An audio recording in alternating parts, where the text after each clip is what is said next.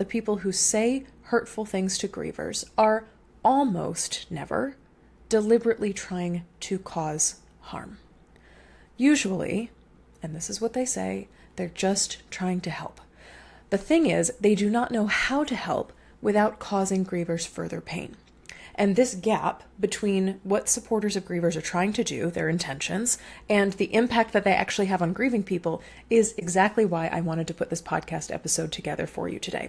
I'm going to outline the 7 worst things that people say to grievers. You will not only know what not to say, you will also have a ton of handy bite-sized scripts that you can use at any time someone in your orbit is facing any sort of loss.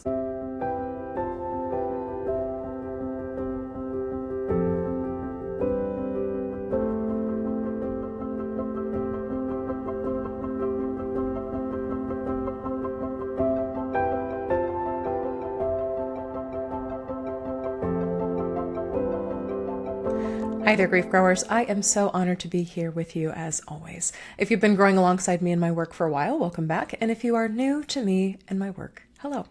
My name is Shelby Forsythia. I am a grief coach, 3-time author, and the founder of Life After Loss Academy, where I have helped thousands of grieving people stop feeling lost, stuck, broken, and alone, and start building lives that they genuinely love from the lives that loss forced them to live. This not only includes death-related losses, but also losses like divorce and breakup, major diagnosis, and any other loss that changes your life. Here on Grief Grower, we believe that grief is not something that we get over. It is something that we grow with and alongside, and that by treating grief less like a problem to be solved and more like an invitation to live more deeply, we can create meaningful lives that are rich with the memories we carry, the struggles that we have faced, and the preciousness of what it is to be right here and right now. Today's episode, I'm continuing my Supporting Someone series, which is inspired by my new book, Of Course I'm Here Right Now, 3 actually helpful things to say to someone grieving. And we're going to be covering the 7 worst things to say to someone grieving and what to say instead. Because just about every single week, a grieving person shares something hurtful or shitty or awful that someone in their life said to them. And this reminds me so much of just how powerful and impactful words can be after loss. It is literally the thesis of Course I'm Here Right Now, is the words we say matter, and that when we change the words we say to people who are grieving, we change the ways they heal. We literally change the world. As my friend Lisa Kefauver says, words make worlds. When grievers receive hurtful words like this, they might be comments from well-meaning coworkers at work functions, or it might be a text from a family member who was just trying to help, or it might be a card from a friend who clearly had good intentions, but somehow managed to write exactly the wrong thing. It could also be a comment on social media from a stranger who believes that they know, somehow, miraculously, the best solution to grief. Every time I hear or read one of these stories, I feel 2 things simultaneously. 1, deep compassion for the griever who received these words, like my heart breaks for them, and deep heartache for the person who said them. Like, oh, honey, no, like ignorance, don't do it. And the reason I feel this is because after more than 10 years of supporting grieving people, I can tell you that the people who say hurtful things to grievers are almost never deliberately trying to cause harm. Usually, and this is what they say, they're just trying to help. The thing is, they do not know how to help without causing grievers further pain.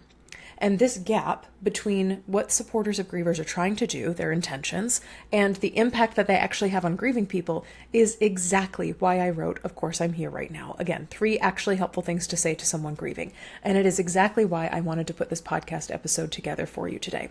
So today, I'm going to outline the 7 worst things that people say to grievers. Buckle up. For each one, I will describe exactly why it's a problem and it misses the mark, what you can say instead, and I will be using the framework inside my book, Of Course I'm Here Right Now. So you'll be noticing these phrases, of course, I'm here right now, sort of filtered all throughout this podcast episode today.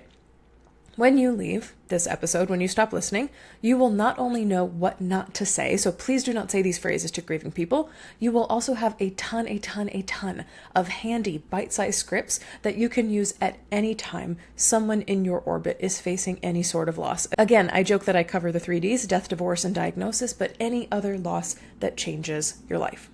Let's get started. The first one is meaning-making statements. These are, they're in a better place, or any other spiritual or meaning-making shortcuts.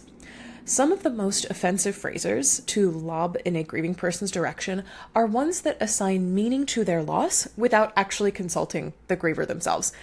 These statements, what they do is essentially force your perspective or your definition of meaning onto the griever, which does the opposite of making them feel better.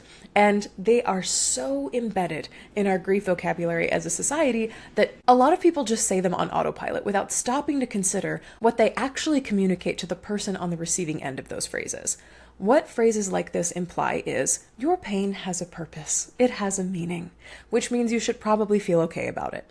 Examples of this include, everything happens for a reason, God needed another angel, they're in a better place, there are plenty of fish in the sea, God doesn't close a door without opening a window, and it wasn't meant to be. The problem with these phrases is that grievers are not okay about it, and being told, even gently, even with fluff, even with spirituality embedded in it, even with love, that their loss was part of a plan, or that the person that they loved who died is somewhere better. This is profoundly dismissive. It spiritualizes their pain and packages it up into a neat little meaning bow instead of sitting with their pain. And it offers an explanation for what happened instead of offering empathy and compassion. And for any grieving person who doesn't share the same spiritual beliefs as you, it feels alienating and invalidating on top of everything else. Not only are you trying to make meaning from my grief, you are talking to me about a God or a spirituality that I do not believe in. It feels like you do not understand their loss and that you do not even give a crap to get to know them personally and what they might believe or what they might like to make meaning of. So instead of reaching for everything happens for a reason or God has a plan or it wasn't meant to work out, I encourage you to try to say, of course, insert loss is devastating. Of course, divorce is devastating. Of course, the death of your spouse is devastating. Another one, it's okay if meaning or reason is hard to find right now. That's a wonderfully validating statement for somebody who's grieving. Or you could say something like, I'm here with you in the pain, uncertainty, awfulness, insert your word of choice here. I'm here with you in it. These phrases do not try to explain the loss or make meaning from it or dress it up with purpose. They simply say, I see your pain, and I am not going to be a person who rushes you towards making sense of it. Got it? Let's go on to the next one.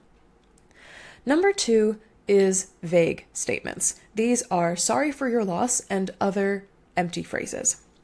These phrases, in and of themselves, are not malicious or spiritually presumptuous. They don't presume a meaning or a purpose or a religion even, but they're impersonal. And grievers can feel the difference between that and something that actually feels authentic immediately. So common phrases that are vague are, sorry for your loss, my deepest condolences, thinking of you during this difficult time. When you say phrases like this, without mentioning the person who died, without talking about the relationship that ended, without naming the diagnosis that changed everything, it sends a subtle but painful message that says, I acknowledge something happened, I just don't want to get too close to it.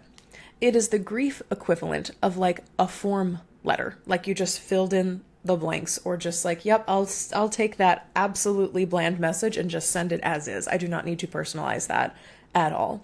And grievers who are desperately longing to feel seen and remembered, they notice when they receive this blandness. One of the most popular videos of mine that blew up on Facebook, more than 2 million views, has me critiquing, please don't say sorry for your loss. Please say something else instead. And I gave a bunch of lovely examples. But sorry for your loss in and of itself is really generic. And so many grievers were chiming in the comments saying, I just felt so sick, feeling stuck in a parade of never-ending sorry for your loss, sorry for your loss, sorry for your loss, sorry for your loss. No one ever mentioned my daughter.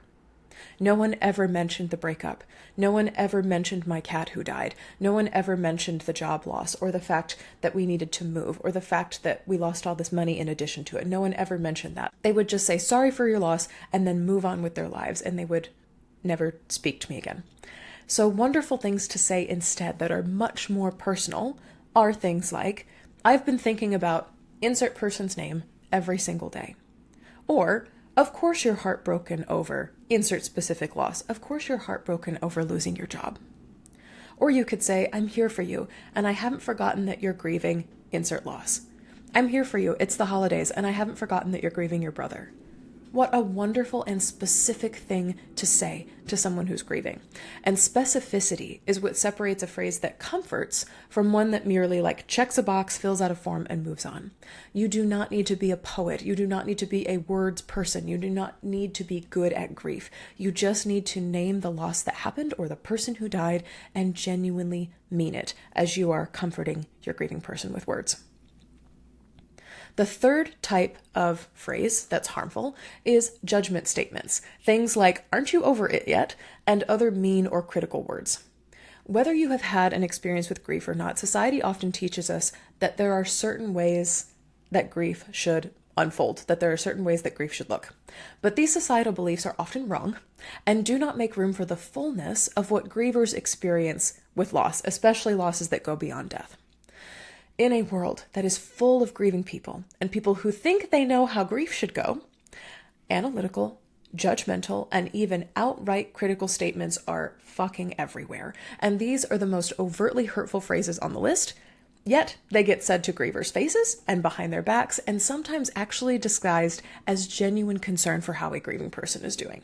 So for example, I can't believe you're still so upset about this. One this said to me from a college professor after my mom died, you can't grieve forever. It's been a year. You really need to move on. You're not over it by now. You really need to get some help. Or you have to stop letting this define you. Every single one of these phrases carries a verdict inside of it. It is, your grief is taking too long. You are doing this wrong. People who have experienced loss, deep, profound, devastating, life-altering, worldview rearranging loss, know that grief has no finish line. There is no correct timeline for processing the death of a person that you love, or the end of a relationship, or the loss of a life that you thought you would be living by now. When you tell a grieving person that they should be over it, you are not just sharing your opinion. You are delivering a judgment that makes them feel broken or defective or alone in their grief. So here is what to say instead. Of course, this is still difficult. Or, grief doesn't follow a schedule. It makes sense that you're grieving in this season. I'm here for you for as long as you need, and that's not going to change. What I need to remind you of with these phrases specifically is that no griever has ever healed faster because someone told them to hurry up. But many have found their way towards healing because someone told them there was no rush and stood by while they processed their pain. That is how you use words to genuinely help grievers after a loss. Okay, number 4 is prescriptive statements. You just need to stay busy and other icky shoulds. If you hear a phrase and you're like, oh, I feel like they're shoulding me or they're shoulding themselves, there's a funny joke that goes around the internet of don't should yourself because it sounds like something else. If you hear a phrase and it sounds like that, it's probably one of the ones not to say. Prescriptive statements like you should are often well-intentioned advice that is dressed up or disguised as support. And to grievers' ears, they land as unwelcome critique of the way that they are grieving. For instance, you just need to stay busy. You should be strong for your kids. You just need to get back out there. Or have you tried exercising or essential oils or doing insert diet here or getting on GLP-1s? That really helped me when I went through something hard. And the subtext of every single one of these prescriptive phrases is the same. Your grief is a problem to be solved. Here is my solution. Here's the thing though, grieving people didn't ask for it. And here's the other thing. Staying busy doesn't heal grief. It postpones it. Being strong for others doesn't take away pain, it suppresses it. And while exercise or nutrition or fresh air, all of these things are wonderful and can absolutely support a grieving person's well-being, leading your support statements with lifestyle prescriptions, you should do this with your life, signals to them that their emotional pain, their grief, is an inconvenience to be managed or covered up, rather than a human experience that needs to be witnessed. So here is what to say instead of these garbage prescriptive statements. You don't have to do anything right now, except what helps you survive. I'm here as you figure out your next right step, whatever that looks like today. Or one of my all-time favorites that we talked about when we held a book club for my book, Of Course I'm Here Right Now. This is exactly as hard as you think it is. Can you imagine receiving that as a griever? Like, I'm not crazy. This is exactly as hard as I think it is, and it's so hard. The wonderful thing about these substitute phrases is that acknowledging that everyone gets through grief differently, rather than telling them how to get through grief, is one of the most powerful things that you as a supporter can do. And the very best part is, and this is true for all the phrases in this episode, it costs you nothing. You are not buying them a package of essential oils and leaving them on their doorstep. You are not signing them up for some gym subscription. You are offering them kinder words instead of forcing them or telling them they need to change their lives because something about their grief is broken, bad, wrong, unhealthy. Alrighty, let's move on to number 5, toxic positivity statements. These are time heals all wounds, silver linings, and the trap of at least. As a supporter, I know, and it makes sense to me that you really want to make your grieving friend or family member feel better. But cheering them on by way of toxic positivity statements, words that bury the hard stuff and insist that they be happy, is not helpful. So here's some examples of at least statements or other toxic positivity companions. At least you had so many good years together, or at least they live a long life. At least you're young. You can date or marry or try again. At least they aren't suffering anymore. At least you can have more kids. At least you can get another pet. Look on the bright side. Time heals all wounds. Every at least or bright side statement contains a hidden instruction. Find the silver lining. Be grateful. Stop focusing on what you lost. But the thing about toxic positivity is that it does not erase grief. It buries it under this very, very thin layer of optimism and tells the griever, stop digging. Here's what to say instead of toxic positivity. 1, right now, I can see how hope or happiness feels hard for you to access. That totally makes sense to me. 2, of course you're still grieving. Loss, insert loss here. Your divorce is still true. That death is still true. Your cat is still dead. Your aunt is still gone. The house that you lived in as a child is still demolished. These things are still true. They're fundamental truths of your life that will always be true. Of course you're still grieving. That makes sense to me. 3, I'm not going to rush you towards a bright side or silver lining. I'm here, and I'm not afraid to hear how grief is really going for you, and emphasize that really going, because there are dozens of people in a griever's life at any given time asking them, how are you? We did a whole separate grief goer episode on how to respond to that awful question. But to say, I'm not going to rush you towards a silver lining. I'm here, and I'm not afraid to hear how life is really going for you. That's a different way of checking in on someone who is grieving.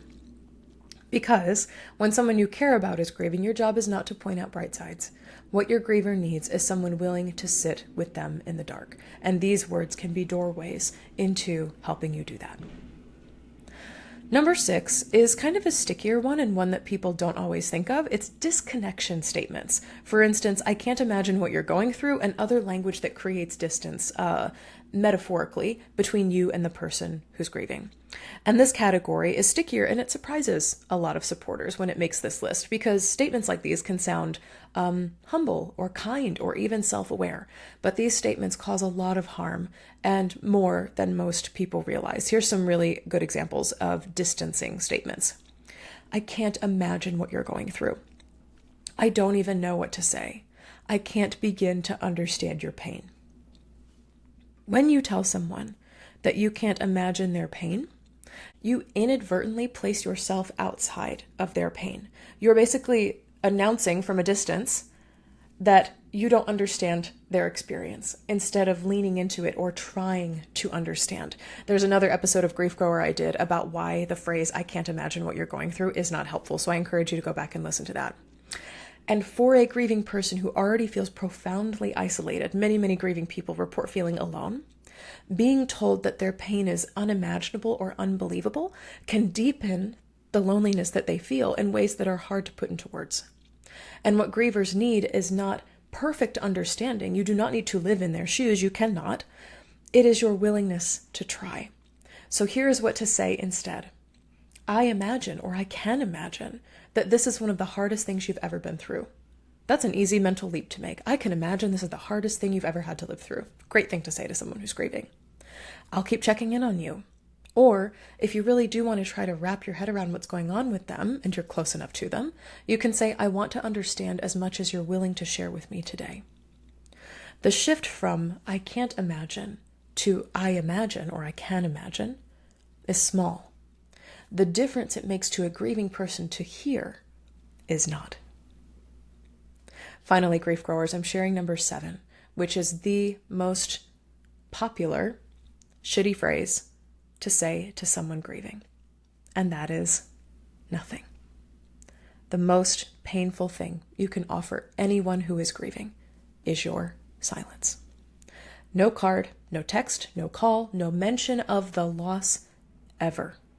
For grievers, this may be a coworker who knew that they were going through a divorce and never said a word about it. It could be a friend who heard about their diagnosis and went quiet. It could be a family member who didn't show up for the funeral and never explained why. I wrote in my book, Of Course I'm Here Right Now, about a client I worked with whose best friend of 20 years showed up to her mother's funeral and then never spoke to her again with no explanation. She is alive, she's around, she's in the same neighborhood. Just absolutely no reason for why she departed my client's life.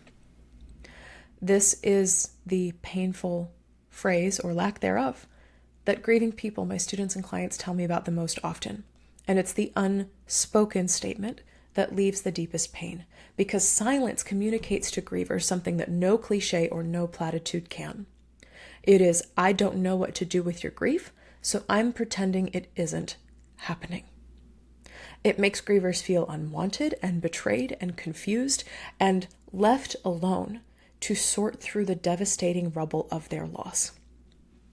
So many supporters tell me that they choose silence out of fear of saying the wrong thing. And I get it. It is scary to sit with someone in pain. It is scary to try to find words for someone who is grieving. But saying the wrong thing or trying and fumbling and getting it weird is almost always better than saying nothing at all. I often joke that grieving people are fantastic bullshit detectors. They can forgive imperfect words. What they find harder to forgive and what they find far more devastating is you as a supporter disappearing entirely. So here's what to say instead of saying nothing. I've been thinking about you, especially during insert grief season or anniversary here, especially during the holidays, especially during Jeff's birthday, especially during the summertime when your dog liked to go to the beach with you and run outside. You can just say, of course this has been so hard. If you haven't talked to them in a while, you could also say, I'm here for you and I'm so sorry I haven't said so sooner. If you have gone quiet on a griever in your life, whether it has been weeks or months or years, I want to invite you to reach out. It is not too late to reach back out. Show them that you care through your words and apologize for not being there through your words. While they may be surprised to hear from you, they will likely also be relieved to finally have their loss, pain, and grief acknowledged. And you can do all of that with the power of words alone. And as I mentioned before, words are free. Before we go, I want to do a quick overview of the Of Course I'm Here Right Now framework. I cover this on so many other Supporting Someone episodes of Grief Grower, but I'll say it again here. Every what to say instead suggestion in this podcast episode comes from the framework that I developed after years and years of working with grievers and the people supporting them. It is the title of my book, Of Course I'm Here Right Now, and it works for every type of loss: death, divorce, diagnosis, estrangement, any major life transition. Even the small griefs, not getting a part in the play, of course you're upset that your friends got parts and you didn't. Or ruining your favorite dress because it got mud splashed on it. Oh my gosh, that's so hard. Right now, I'm here for you as you figure out which dry cleaner you'd like to take it to, or how you'd like to grieve this article of clothing that your grandmother owned that's so precious to you. There's so many examples of these phrases working for small and extremely, extremely large life-changing griefs. Of course is your validation phrase. It says your grief makes sense. You are not too much. You are not doing this wrong. I'm here, the second one, is your presence phrase. It says, I'm not going anywhere. I'm not afraid of your grief. I see you. And right now is your continuity phrase. It says, this moment right now is hard, and it won't always be this hard. Right now will become another right now, will become another right now, will become another right now. I will be here for all of it.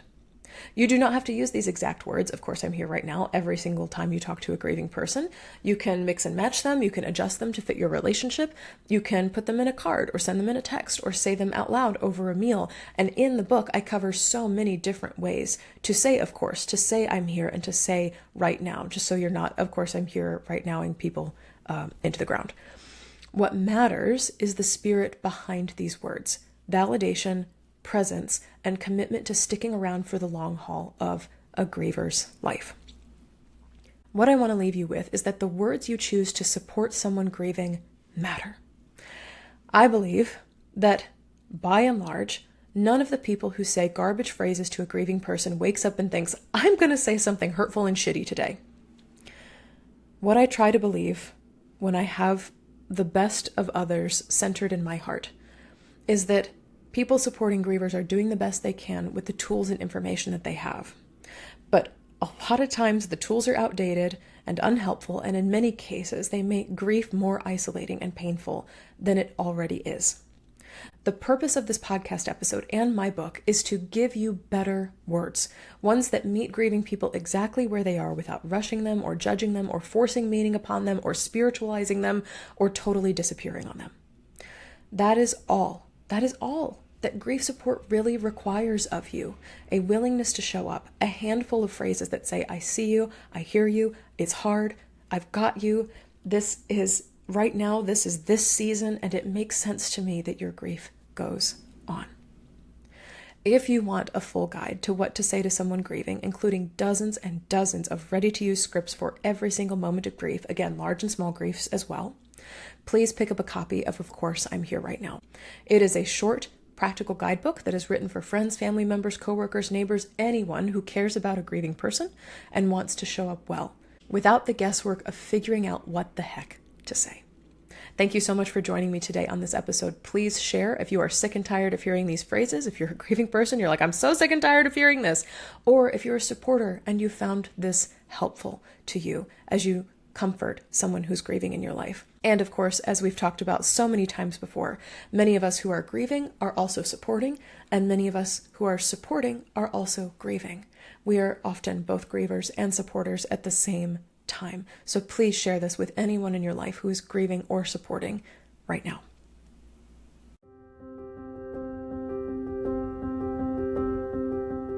That's all for this episode of Grief Grower. Thank you so very much for joining me today. If you're looking for grief support beyond this show, you can find free workshops, blog articles, and my new book, Of Course I'm Here Right Now, 3 actually helpful things to say to someone grieving, at shelbyforsythia.com/links. And if you'd like to get support from me for your unique loss, join me inside Life After Loss Academy, my online course and community. As a student, I will walk you through my 5-step grief framework, GRIEF, for rebuilding after loss, and you can get live coaching from me every single week to answer your questions. Replays are always available if you can't attend live. If this podcast felt validating, comforting, educational, or otherwise helpful to you, please subscribe and leave a review on Apple Podcasts or Spotify. And be sure to share Grief Grower with a friend, because you never know what someone you love is going through. Grief Grower is hosted by me, Shelby Forsythia, with theme music composed by Addie Goldstein. Until next time, Grief Growers, I see you. I am so proud of you and the work that you're doing in the world. And I love you. Because even through grief, we are growing.